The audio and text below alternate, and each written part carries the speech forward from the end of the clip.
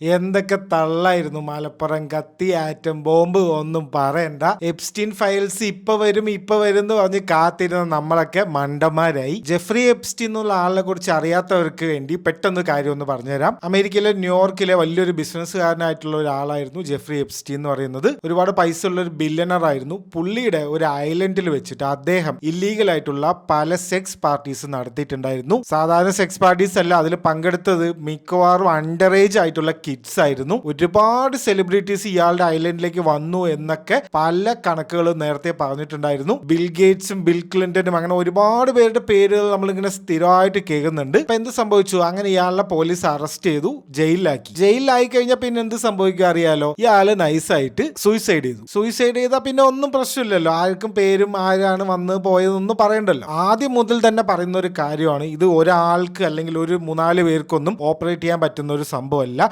ഒന്നില്ലെങ്കിൽ ഇതിന്റെ പിന്നിൽ മൊസാഡ് ആയിരിക്കും, അല്ലെങ്കിൽ CIA ആയിരിക്കും. ഇവര് വലിയ വലിയ സെലിബ്രിറ്റീസിനും പൊളിറ്റീഷ്യൻസിനൊക്കെ ഈ ഐലൻഡിൽ കൊണ്ടുവന്നിട്ട് ഓരോ സെക്സ് പാർട്ടീസ് ഒക്കെ നടത്തി അതിന്റെ വീഡിയോ എടുത്ത് ഇവരൊക്കെ ബ്ലാക്ക് മെയിൽ ചെയ്യാന്നുള്ള ഒരു പരിപാടിയാണ് എന്നാണ് ആദ്യം മുതൽ തന്നെ പറഞ്ഞു വന്ന കാര്യം. ഇത്ര വലിയ ഓപ്പറേഷൻസ് ഒന്നും എന്തായാലും ഒരാൾക്ക് ചെയ്യാൻ പറ്റുന്ന കാര്യമല്ല. ഇതൊക്കെ പറയേണ്ട ആള് എപ്സ്റ്റീൻ ആണെങ്കിൽ ഇപ്പൊ ജീവനോടെയില്ല. അപ്പൊ ഇനി എന്ത് വേണം? എപ്സ്റ്റീൻ ഫയൽസ് എന്ന് പറഞ്ഞിട്ട് അൺഡിസ്ക്ലോസ്ഡ് ആയിട്ടുള്ള കുറെ ഫയൽസ് FBI കയ്യിലുണ്ട്. അതായത് ഇയാളെ ക്വസ്റ്റ്യൻ ചെയ്തപ്പോഴും ഇയാളുടെ കയ്യിൽ നിന്നുള്ള ഇൻവെസ്റ്റിഗേഷന്റെ അതിൽ വന്നിട്ടുള്ള പല ആൾക്കാരുടെയും പേരുകളാണ്. ഡൊണാൾഡ് ട്രംപിന്റെ ഇലക്ഷൻ ക്യാമ്പയിനിൽ തന്നെ പറഞ്ഞത്, ഞാൻ വന്നു കഴിഞ്ഞാൽ ആദ്യം തന്നെ ഈ എപ്സ്റ്റീൻ ഫയൽസിനെ റിലീസ് ചെയ്യും പബ്ലിക്കിലേക്ക് എന്നാണ് പറഞ്ഞത്. അപ്പൊ അങ്ങനെ ട്രംപ് ഇലക്ഷൻ ജയിച്ച ഒരു മാസമൊക്കെ കഴിഞ്ഞു, ഇന്നൊരു ദിവസം പുറത്തുവിടാൻ പോകണു എന്ന് പറഞ്ഞിട്ട് എല്ലാവരും ഇങ്ങനെ നോക്കിയിരിക്കുകയാണ്. FBI ഡയറക്ടർ കാഷ് പട്ടേലും ട്രംപിന്റെ ആളാണ്, അറ്റോർണി ജനറലും ട്രംപിന്റെ ആളാണ്. അപ്പൊ ഇനി ഒരു തടസ്സവും ഇല്ല. അങ്ങനെ പുറത്തുവിട്ട ഒരു ഡോക്യുമെന്റ് ആണ് ഇത്. എന്തോ റിലീസ് ചെയ്യണ്ടേ എന്ന് പറഞ്ഞിട്ട് ചെയ്ത പോലെയുണ്ട്. ഫുള്ള് റിഡാക്റ്റഡ് ആണ്, ഒന്നും കാണാൻ പറ്റില്ല.